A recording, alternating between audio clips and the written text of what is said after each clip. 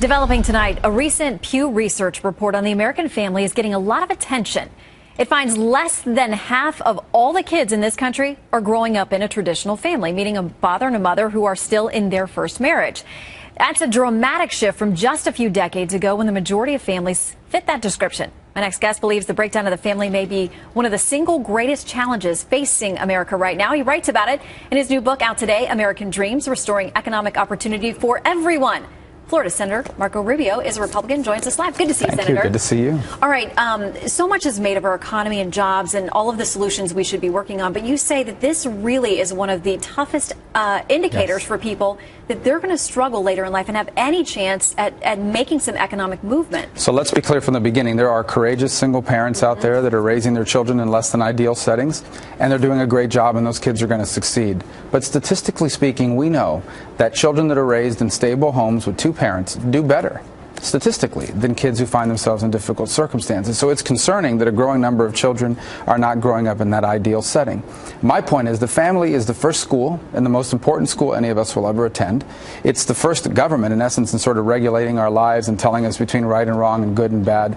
And so it challenges us to do two things. One, try to strengthen family life in America, talk clearly to American people about the importance of a strong family, but also to identify children and young people that are growing up in circumstances where they are in a broken home, in a dangerous neighborhood, in substandard housing, with the understanding that if something important and dramatic doesn't happen in their lives, statistically, they're going to wind up falling behind economically. And there are a lot of people who write and talk and study about the breakdown of the family in America and say what happens is so many times the government ends up being their family or their solution for them, and it steps in to provide for them where they don't have a traditional family, but that comes with a lot of strings and a lot of taxpayer dollars. And it's not a clear replacement. I talk a lot in the book about the role government should play. For example, we need government to strengthen marriage, and that's why we need to have a pro-family tax code, one that doesn't have a marriage penalty.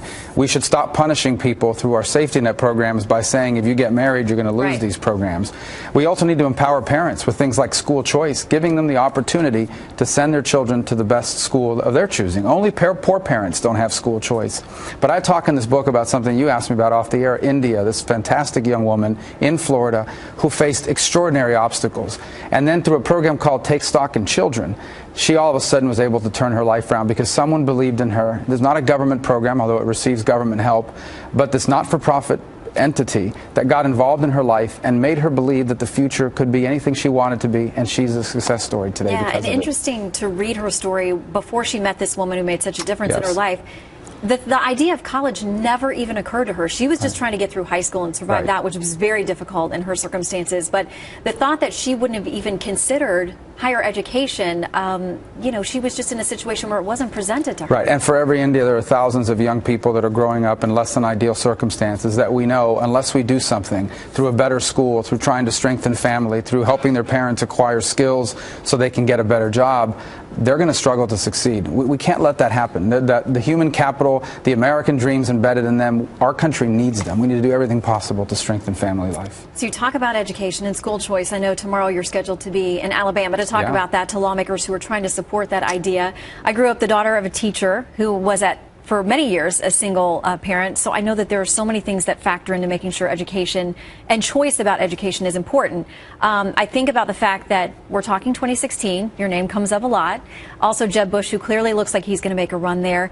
And he's taken a lot of heat for Common Core and for his support of that particular educational frame or strategy. What's your take on that? Well, first of all, I support curriculum reform. I think we need to have the best curriculum possible. When I was the Speaker of the Florida House, we passed standards that improve Florida's curriculum. My concern, not just with Common Core, but in general, is that we all of a sudden create some sort of standard that the federal government uses as a requirement to impose on the states.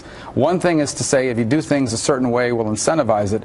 Another thing is to say if you don't do it this way, we're going to penalize you by cutting funding.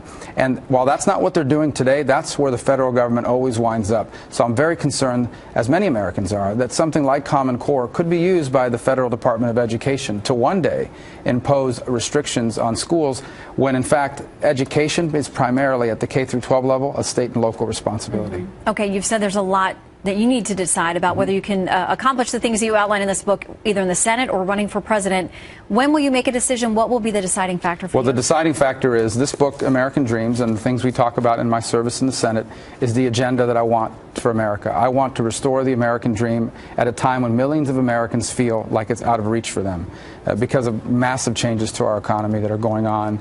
We're no longer globally competitive, lack of skills for the relevant jobs, etc. What I need to decide, and it's the last decision to make, is at this time in my life and at this time in my career, where is the best place for me to achieve it? Is it in the Republican majority in the Senate, or is it running for president? And if I decide it's running for president, then that's what I'll do. Things are moving very quickly. A lot of names getting involved, so do you have a timeline? Well, we need to do it soon enough so that we can mount a credible campaign, and so we're getting close. All right, keep us posted. We will, I promise. Senator, thanks for stopping in. Thank you.